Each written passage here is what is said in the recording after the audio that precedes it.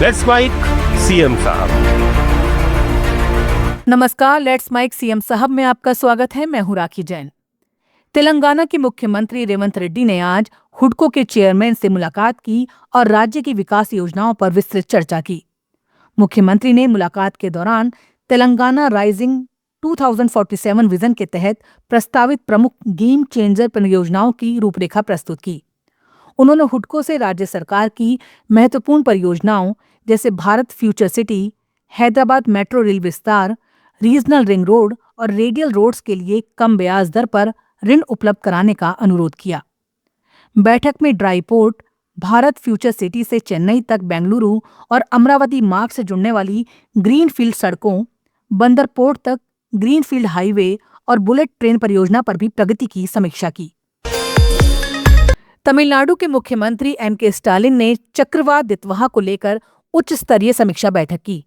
बैठक में मुख्यमंत्री ने राज्य में किए जा रहे राहत, बचाव और तैयारियों की विस्तृत जानकारी ली। उन्होंने सभी विभागों को निर्देश दिया कि प्रभावित क्षेत्रों में राहत कार्य तेज किया जाए और लोगों की सुरक्षा को सर्वोच्च प्राथमिकता दी जाए। सीएम स्टालिन ने कहा कि प्रशासन पूरी सतर्कता के साथ हालात पर नजर बनाए हुए है और किसी भी आपात स्थिति से निपटने के लिए सभी संसाधन तैयार रखे गए हैं। बैठक में आपदा प्रबंधन विभाग, पुलिस, बिजली बोर्ड, स्वास्थ्य विभाग और जिला प्रशासन के वरिष्ठ अधिकारी मौजूद रहे। देहरादून में उत्तराखंड के मुख्यमंत्री पुष्कर सिंह धामी ने पर्यटन विकास और बुनियादी ढांचे को लेकर महत्वपूर्ण बयान दिया। मुख्यमंत्री ने कहा कि वे प्रधानमंत्री नरेंद्र मोदी के आभारी हैं, जो हर अवसर पर उत्तराखंड का उल्लेख करते हैं और राज्य को देश दुनिया में नई पहचान दिला रहे हैं। उन्होंने कहा, 4 धाम यात्रा तेजी से आगे बढ़ी है, सुविधाएं बढ़ी हैं। प्रधानमंत्री ने उत्तराखंड के हर धाम और तीर्थ को वैश्विक स्तर पर पहुंचाने का काम किया है, जिससे हमारे पर्यटन को बहुत गति मिली है। पर्यटन की दृष्टि से अगर हम बात करें तो प्रधानमंत्री जी ने 2013 की आपदा के बाद केदारनाथ आने वालों की संख्या बहुत कम हो गई थी और वो संख्या हजारों में रह गई थी। प्रधानमंत्री जी ने केदारनाथ में आकर रात्रि को प्रवास किया, रात्रि को रुके और उसके बाद केदारनाथ में आने वालों की संख्या 25 लाख के आसपास तक पहुंच रही है। 4 धाम यात्रा इस वर्ष भी देखें, पिछले वर्ष भी देखें, पहले के वर्षों में भी देखें, जिस तेज गति से बढ़ी हैं उसमें अनेक सुविधाएं जो बढ़ी हैं। प्रधानमंत्री जी का जो यहाँ से आना है, चाहे केदारनाथ आना हो, बद्रीनाथ आना हो, देश का जिसे अंतिम गांव कहा जाता था वहाँ आकर पहले गांव की संज्ञा देना हो, या पिछले वर्ष हर्षिल मुखवा आकर शीतकालीन यात्रा का प्रमोशन करना हो, या इसके साथ साथ आदि कैलाश 17,000 फुट से अधिक ऊंचाई वाला स्थान जहां अभी अल्ट्रा मैराथन हुई, जिसका कल प्रधानमंत्री जी ने अपने मन की बात के कार्यक्रम में उल्लेख किया, ऐसे स्थानों पर जाना हो, सीमांत क्षेत्र गुंजी जाना हो, जागेश्वर धाम जाना हो, सभी स्थानों को उन्होंने कहीं न कहीं देश दुनिया के अंदर ले जाने का काम किया है और उससे हमारे पर्यटन को बहुत ज्यादा गति मिल रही है। आदि कैलाश जाने वालों की संख्या जो 2,000-3,000 होती थी, आज वो संख्या हमारी 30,000 से भी ऊपर पहुंच रही है, जो रिकॉर्ड है। और इसके अतिरिक्त भी जो लोग वहां जाते हैं वो बड़ी संख्या है। आने वाले वर्षों में हम पर्यटन को लेकर और तेजी से काम करेंगे। शीतकालीन यात्रा की पूरी तैयारियां हम कर रहे हैं, उसका पूरा एक मैप बना रहे हैं, पूरी समीक्षा उसकी हो चुकी है।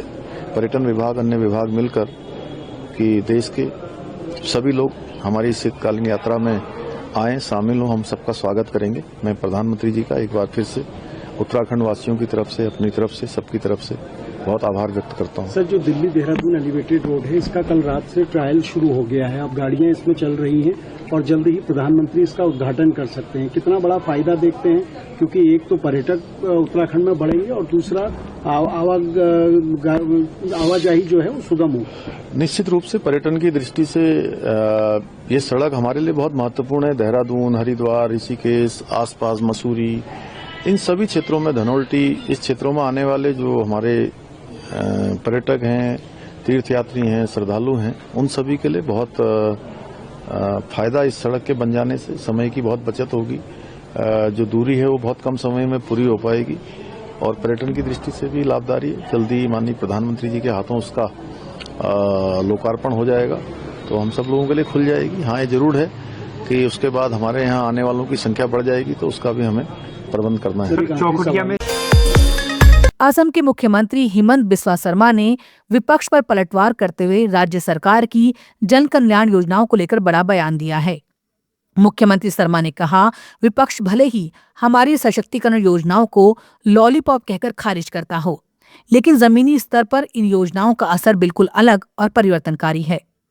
उन्होंने कहा, ये योजनाएं परिवारों को मजबूत कर रही हैं, समुदायों को ऊपर उठा रही हैं और हमें एक निष्पक्ष, समान और प्रगतिशील असम की ओर आगे ले जा रही हैं। তেওঁলোকে চবকে ললিপপ বুলি কৈছিল। এই যেতিয়া 10,000 টকা এনাউন্স কৰিছিল তেতিয়াওতো তেওঁলোকে ললিপপ বুলিয়ে কৈছিল। অৰুণোদয় দিওঁতেও ললিপপ বুলিয়ে কৈছিলে। নিযুত মইনা আহোঁতেও ললিপপ বুলি কৈছিলে। কিন্তু মানুহেতো লাভ পাই আছে। এতিয়া বাগানৰ মাটিও তেওঁলোকে ললিপপ বুলিয়ে ক'ব, দুদিন পিছত কাগজে ঘৰ আহি পাই যাব। যি ঘটনা হৈছে কোনোবা চিঠিখন জড়িত আছে নেকি? এটা আপোনালোকে চিধা কথাত ধৰক, প্ৰতিবেদন দাখিল হৈছে 7টা, আন্দোলন হৈছে 3টা। তাৰ মানে প্ৰতিবেদনখন নপঢ়াকৈ আন্দোলন হৈছিলে আৰু পঢ়িলে তাত কোনেও বেয়া পাবলগীয়া একো নাই। সকলোৰে কাৰণে আমি যাতে সকলো জাতি উপজাতি আগবাঢ়ি যাব পাৰে তাৰ কাৰণে আমি সুন্দৰ প্ৰতিবেদন এখন দিছোঁ। সকলোৱে পঢ়িলে গম পাব যে ইয়াত কাকো অন্যায় কৰা হোৱা নাই, সকলোকে ন্যায় কৰা হ'ব। भोपाल में गीता जयंती के अवसर पर आयोजित अंतर्राष्ट्रीय गीता महोत्सव में मध्य प्रदेश के मुख्यमंत्री मोहन यादव ने भाग लिया और कार्यक्रम को संबोधित किया। रविंद्र भवन में आयोजित समारोह में श्रीमद् भगवत गीता के 15वें अध्याय का सस्वर पाठ किया गया। साथ ही गीता पर आधारित एक विस्तृत प्रदर्शनी का लोकार्पण भी मुख्यमंत्री ने किया। इस अवसर पर मुख्यमंत्री ने कहा, गीता मानव जीवन के लिए मार्गदर्शक है और ये महोत्सव भारतीय संस्कृति, अध्यात्म और ज्ञान परंपरा के प्रचार प्रसार का महत्वपूर्ण माध्यम है। आज गीता जयंती का ये जो अद्भुत अवसर है, और ये बात सही है कि गत वर्ष गीता जयंती पर इसी लाल परेड ग्राउंड पर भोपाल में आजादी के बाद पहली बार 3500 विद्यार्थियों ने एक साथ गीता पाठ करके वो अद्भुत रिकॉर्ड बनाया था।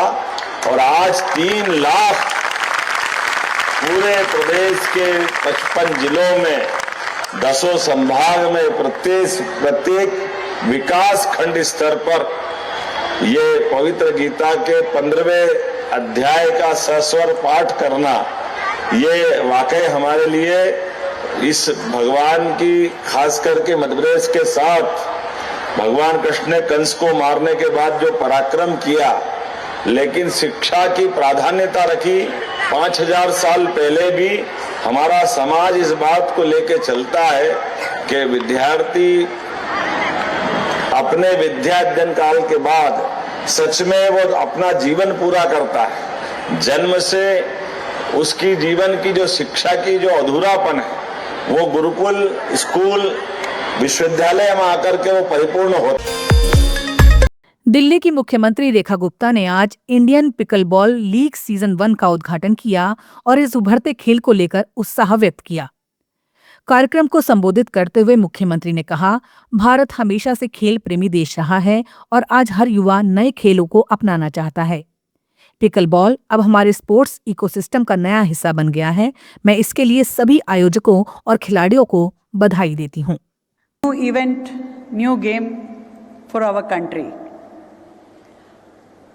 बहुत ही अच्छा लग रहा है मुझे, क्योंकि भारत हमेशा से खेलों का देश रहा है। नई नई गेम्स को समझना, देखना, खेलना हर भारतीय का चार्म रहा है।